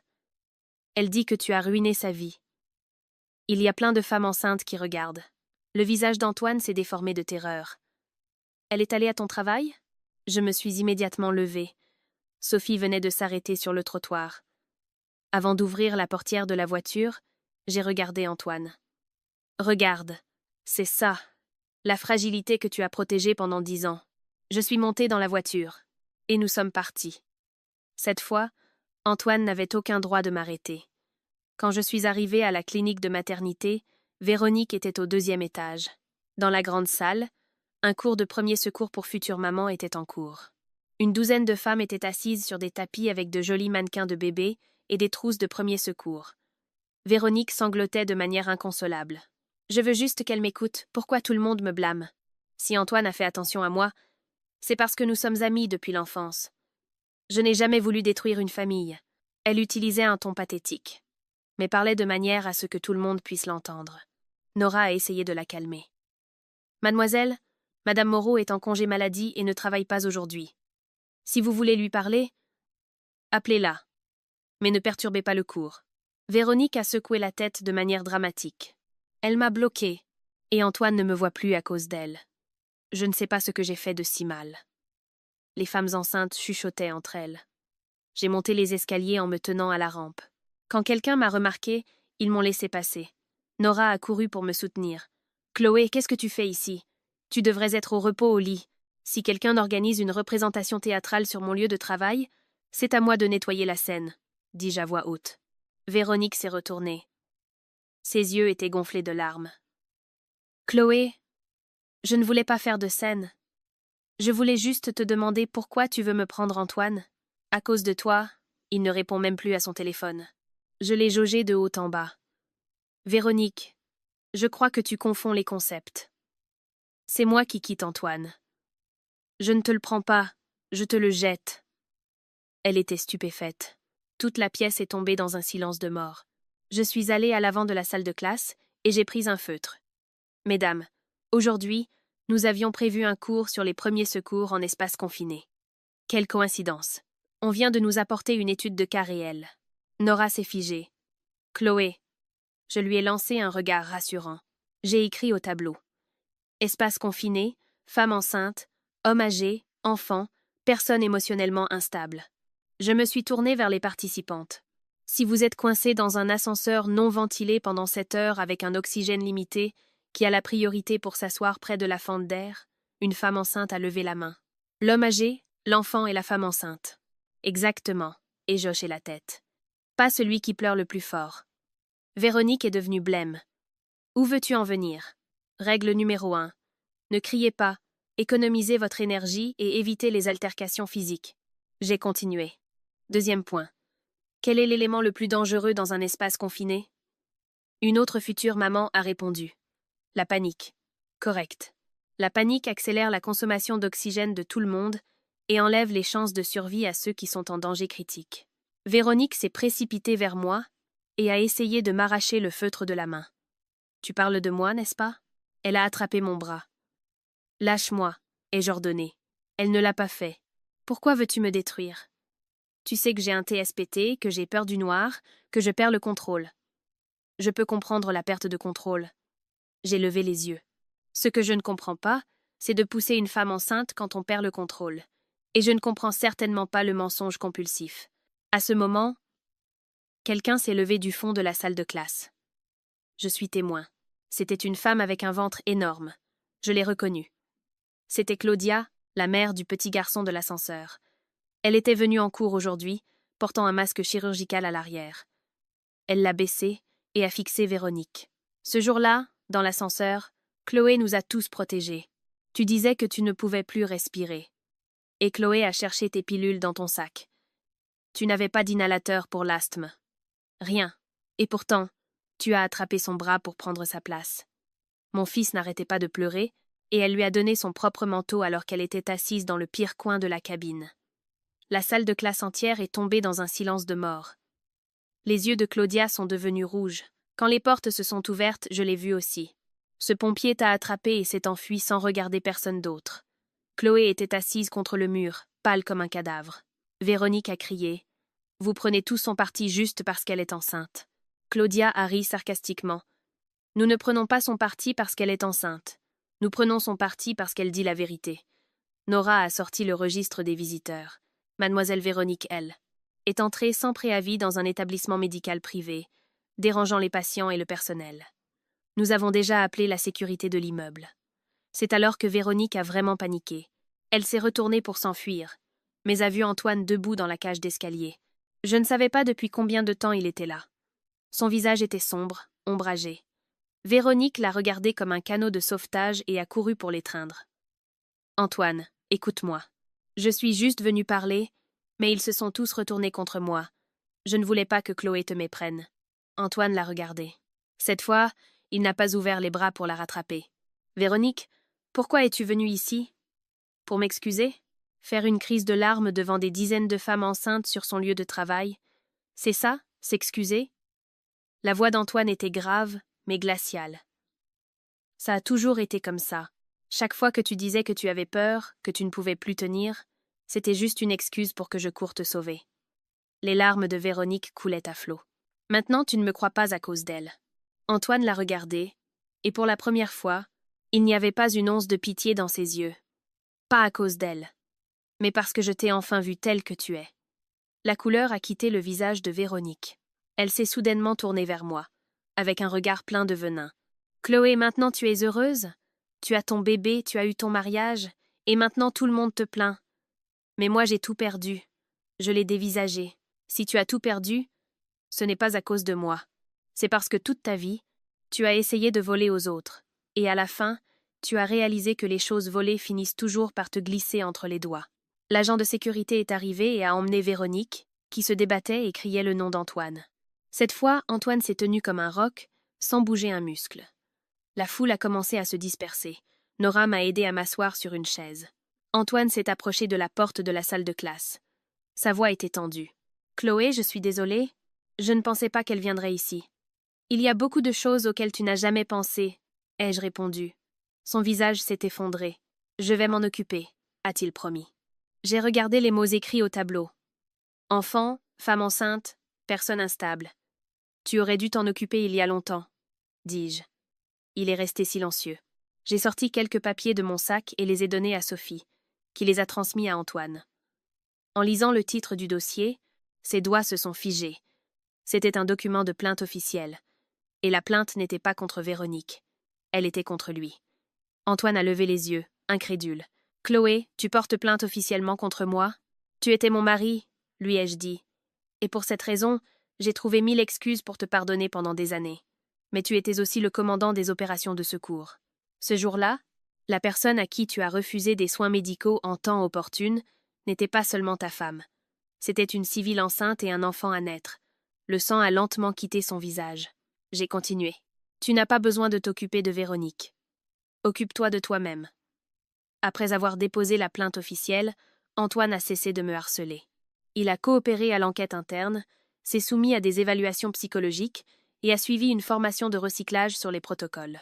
De temps en temps, Marc m'écrivait pour me dire qu'Antoine avait volontairement demandé son transfert à la maintenance du matériel et au travail de bureau administratif à la caserne. Il m'a dit « Le lieutenant Dubois est l'ombre de lui-même. » J'ai lu ses SMS et je n'ai pas répondu. Ces changements étaient les siens, pas les miens. La seule chose que je devais régler de toute urgence était mon divorce. Le jour où nous sommes allés au tribunal aux affaires familiales, le soleil brillait et Sophie m'accompagnait. Antoine était déjà dans la salle de médiation. Il portait un simple manteau noir, et l'accord de divorce était posé devant lui. En me voyant entrer, il s'est instinctivement levé, mais s'est forcé à se rasseoir. La médiatrice était une femme d'âge mûr à la voix calme. « Prenez votre temps, Madame Moreau. La grossesse modifie parfois les émotions. Monsieur Dubois a montré une volonté claire de corriger ses erreurs. Le divorce n'est pas une affaire anodine, surtout avec un enfant en route. Je ne l'ai pas interrompue. J'ai attendu qu'elle ait fini, puis j'ai répondu « Je suis parfaitement calme et rationnelle. » La médiatrice a regardé Antoine. D'une voix rauque, il a dit « Je ne veux pas divorcer. Je m'y attendais. J'ai ouvert l'accord de règlement. La maison était à toi avant notre mariage. Je ne demande rien. La voiture est à ton nom. Pareil. Nous partagerons les économies communes à 50/50. J'ai les relevés bancaires. La pension alimentaire sera déterminée en fonction des besoins réels, une fois le bébé né. Quant aux frais médicaux de la grossesse, je demande que tu les couvres à 50%, comme le prévoit la loi. » Antoine a ri amèrement. « Tu es si calculatrice. Tu prévoyais de me quitter depuis longtemps, n'est-ce pas ?» Je n'ai pas regardé dans ses yeux. « C'est toi qui m'as appris, étape par étape. » La douleur est apparue dans son regard. La médiatrice a demandé « Monsieur Dubois, pourquoi refusez-vous de signer ?» Il y eut un long silence avant qu'il ne réponde. « Parce que je l'aime encore. » J'ai senti un pincement, mais pas de regret. C'était du pur sarcasme. Je lui ai demandé « Tu dis que tu m'aimes, alors pourquoi t'es-tu toujours enfui dès que Véronique appelait ?» Il a ouvert la bouche. Je pensais que c'était ma responsabilité. « Tu dis que tu m'aimes? Alors pourquoi étais-tu à l'aéroport pour la chercher pendant ma première échographie 3D? Tu dis que tu m'aimes. Mais quand j'étais à l'hôpital à vomir à cause des nausées matinales, tu réparais la plomberie de son appartement. Chloé, tu dis que tu m'aimes, Antoine. Mais quand les portes de ce maudit ascenseur se sont ouvertes, tu ne m'as même pas jeté un regard. Quand j'ai eu fini de parler, Antoine était complètement sans voix. Le silence dans la salle de médiation était étouffant. La médiatrice n'a pas essayé de nous convaincre de quoi que ce soit. J'ai baissé la tête et j'ai signé la dernière page de l'accord. Le son du stylo grattant sur le papier était net et rapide. J'ai remis le capuchon sur le stylo et je l'ai poussé sur la table vers Antoine.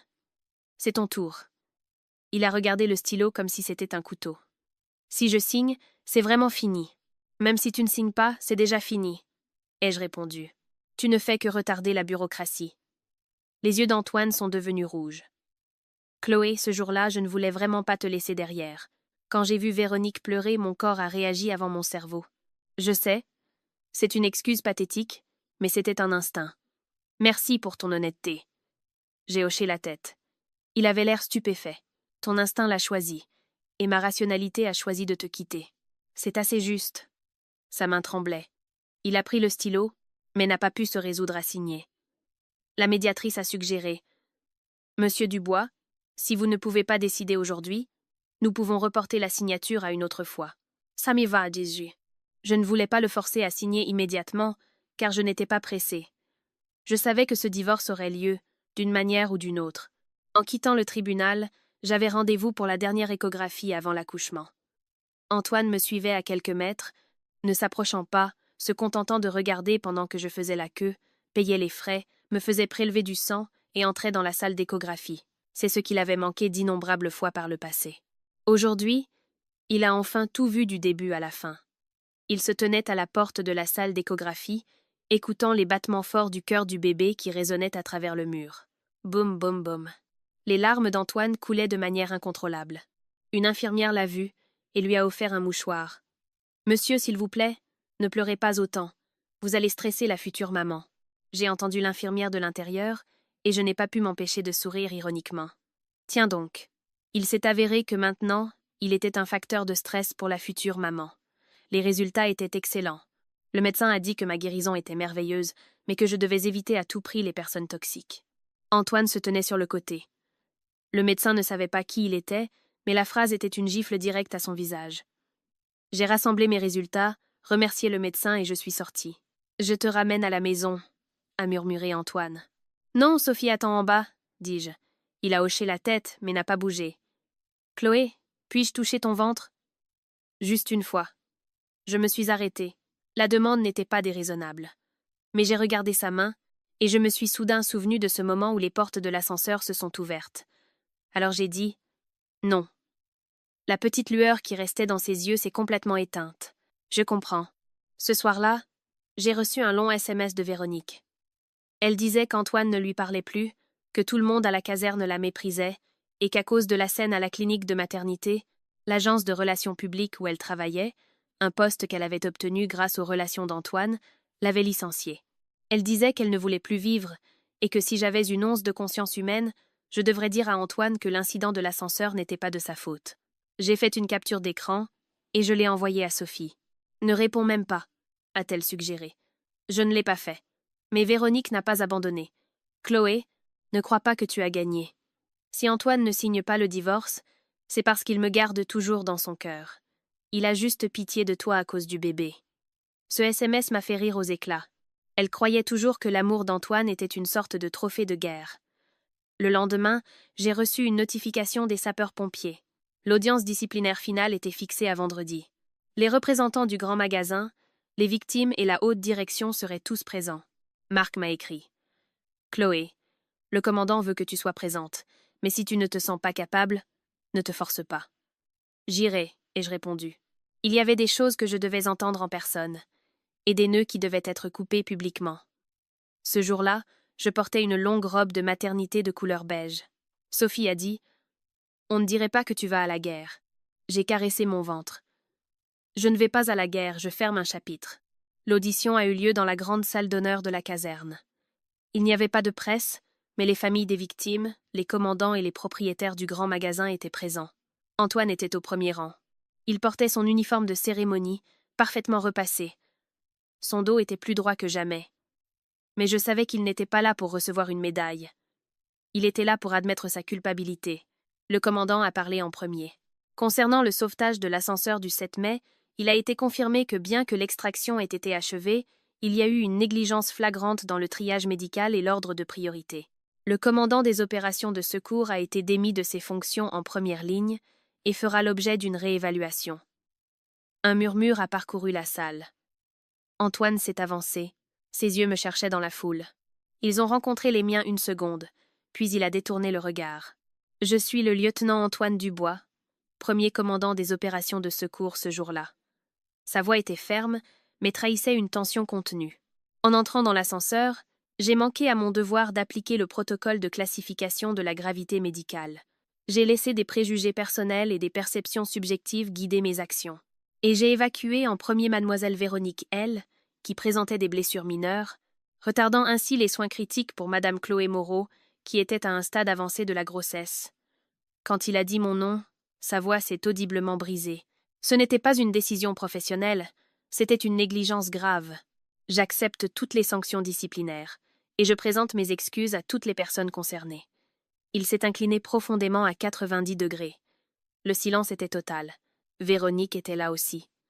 Cachée à l'arrière, portant une casquette de baseball et un masque chirurgical, terrifiée à l'idée que quelqu'un la reconnaisse. Mais plus elle se cachait, plus elle attirait l'attention. Les propriétaires du grand magasin se sont également excusés, admettant avoir ignoré 2 rapports de maintenance sur le dysfonctionnement de l'ascenseur les jours précédents.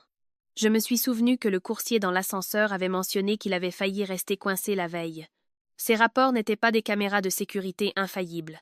C'étaient de petits signes avant-coureurs que quelqu'un avait choisi d'ignorer. Toute la chaîne de responsabilité était projetée sur l'écran. Les registres de maintenance, les enregistrements du 112, les rapports hospitaliers, les témoignages et les notes de mon carnet. En voyant ce morceau de papier froissé projeté sur un écran immense, personne n'a pu prononcer un mot. Il criait plus fort que n'importe quel discours. Marc a également parlé en tant que témoin. Il avait l'air un peu nerveux, mais parlait avec une clarté absolue. Quand je suis entrée dans l'ascenseur, madame Moreau était déjà à moitié inconsciente. Avant que nous la sortions, elle a mis son alliance dans ma main. Les gens ont commencé à chuchoter. Antoine, sur scène, s'est figé. C'est une affaire personnelle qui ne devrait pas figurer dans les procès-verbaux officiels, a poursuivi Marc, mais je veux le dire, car cela m'a prouvé que chaque petite décision que nous prenons dans une zone chaude peut ruiner la vie de quelqu'un pour toujours. Marc a fait une pause dramatique. Elle m'a dit « Dites-lui que mon bébé et moi ne l'attendrons plus. Le silence était dévastateur. Antoine tremblait visiblement. Il ne s'est pas retourné pour me regarder. Mais j'ai vu ses poings se serrer si fort que ses articulations ont craqué, puis se sont relâchées en signe de défaite. Soudain, Véronique a éclaté en sanglots du fond de la salle. Ce n'est pas vrai. Tout le monde s'est tourné vers elle. Véronique n'a pas supporté la pression et a couru vers l'avant. Pourquoi me blâmez-vous tous? J'étais aussi coincée là-dedans. J'avais le droit d'avoir peur. Si Antoine m'a sauvée en premier, c'était sa décision. Je ne suis coupable de rien. Antoine l'a regardée avec une distance glaciale, comme s'il regardait une parfaite étrangère. Tu as raison. C'était ma décision, et c'est pourquoi je suis ici. J'accepte la punition. Mais pousser une femme enceinte dans un ascenseur, simuler une crise d'asthme, puis la harceler à l'hôpital et sur son lieu de travail. C'était tes décisions. Toute la couleur a quitté le visage de Véronique. Tu veux ruiner ma vie socialement à cause d'elle? Finalement, j'ai aussi pris la parole. Véronique. Je me suis levée, m'appuyant sur Sophie. Véronique m'a dévisagée. Personne ne veut ruiner ta vie socialement. Nous exigeons simplement que tu assumes la responsabilité de ce que tu as fait seule. Elle m'a regardée avec une haine pure. Tu m'as pris Antoine. Que veux-tu de plus? J'ai ri. Je n'ai pris personne à toi, et maintenant je ne le veux même plus. Le visage d'Antoine s'est effondré. Je me suis tournée vers les officiers supérieurs des pompiers. Je ne suis pas venue ici aujourd'hui pour me délecter des excuses de qui que ce soit, ni pour détruire mon ex-mari. Je suis juste venue m'assurer qu'à l'avenir, lorsqu'une femme enceinte, un homme âgé et un enfant seront coincés dans une situation d'urgence, ils ne seront pas laissés en dernier simplement parce que quelqu'un à proximité crie et pleure plus fort. « Bien dit !» a marmonné quelqu'un dans la foule. Claudia, la mère du petit garçon, s'est levée, tenant la main de son fils.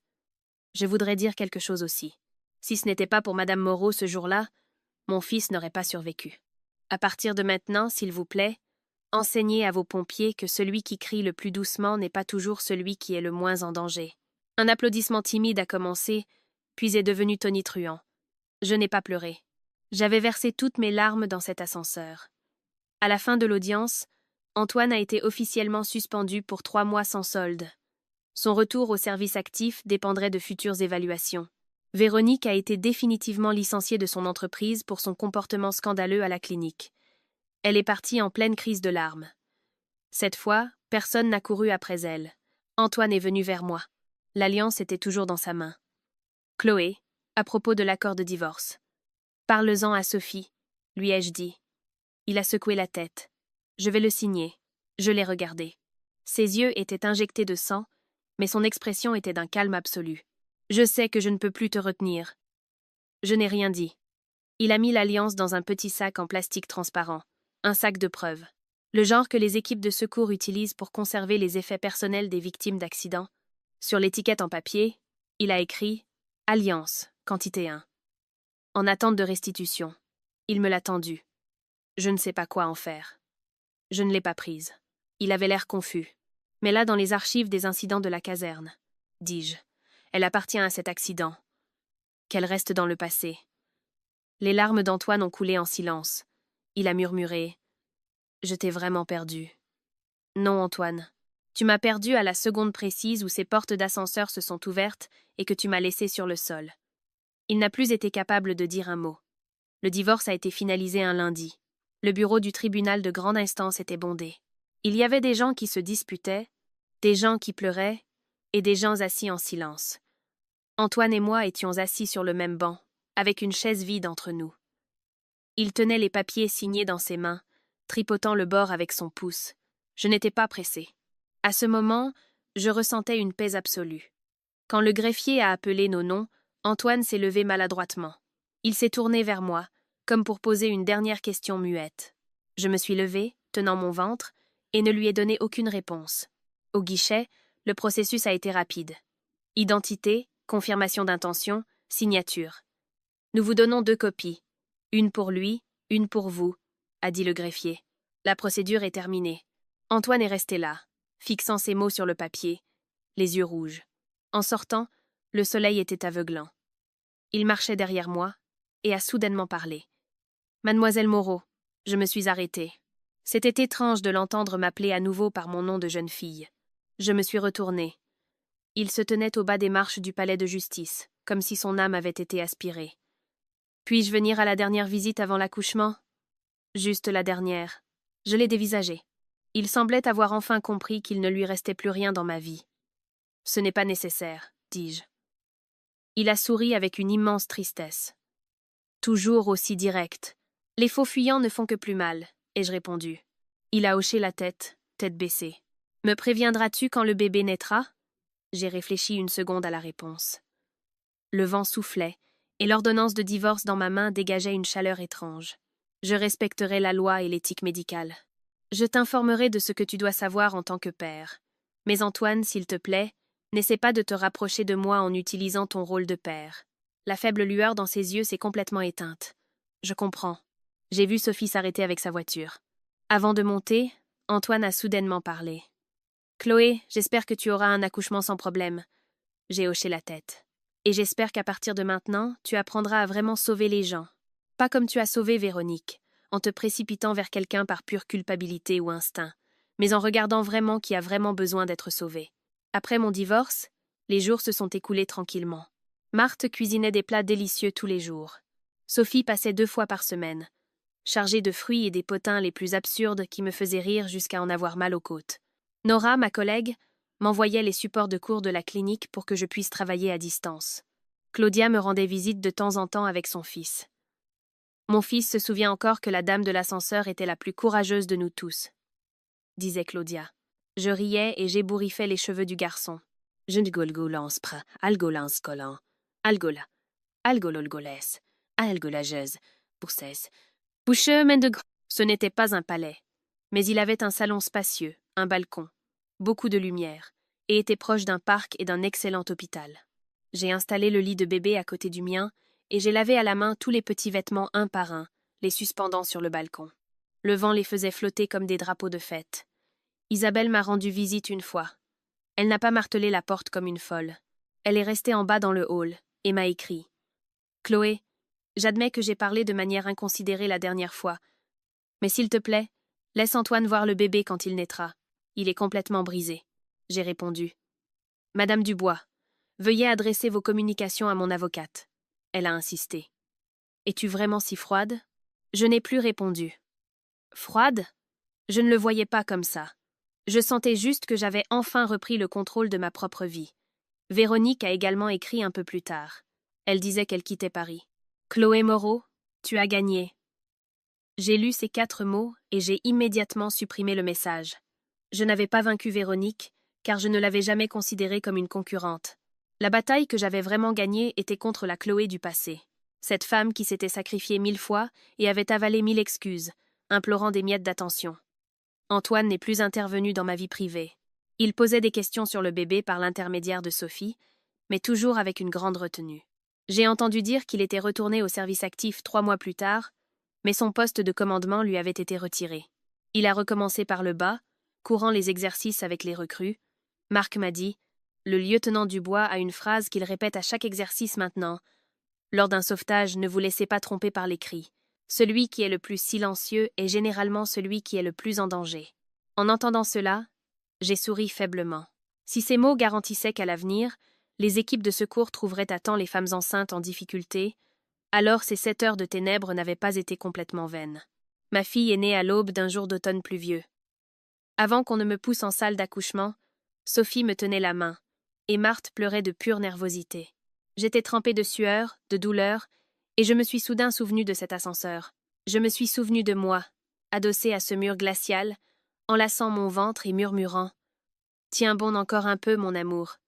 Et elle avait tenu bon.